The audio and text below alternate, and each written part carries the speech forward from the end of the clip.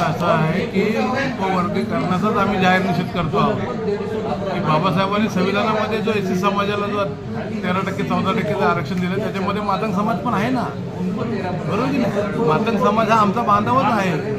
पण हे जे काही जे मनोवादी लोक आहेत देशातले, या मनोवादी लोकांना ह्या मातंग समाजाच्या काही अनपढ लोकांना हाताशी घेऊन, काही अनपढ लोकांना त्यांच्या डोक्यात असं विष टाकलं गेलं आहे की बाबा तुम्हाला ह्याचा काही फायदा मिळत नाही आहे या आरक्षणाचा.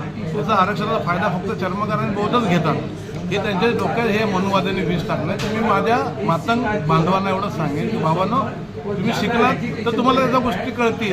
तुम्ही शिकलेत ना, आपले मातंग समाजाचे लोक शिकलेले आहेत ना, कोण नाही बोलतं. पण ज्या पद्धतीत शिकायला पाहिजे, ज्या मॅजॉरिटीने ते शिकायला पाहिजे ते त्यांचं शिक्षण ते घेत नाहीत. आणि कोणाच्या तरी मनोवादी लोकांच्या नादाला लागून काही लोकांनी पुढाकार घेऊन उपवर्गीकरणाचं नाटक या सरकारने केलं आहे. हिंदू मुस्लिममध्ये लावून दिलं, मराठा ओबीसीमध्ये लावून दिलं, आणि आता मातंग समाजाने त्या बाकीचा आमचे एस सी समाज जो आहे त्याच्यामध्ये त्यांनी लावून दिले. 30 जूनच्या जो विधानभवन घेराव आहे त्यावर काय जनतेला आवाहन कराल? 30 जूनच्या जे विधानभवनावर घेराव आहे त्यासाठी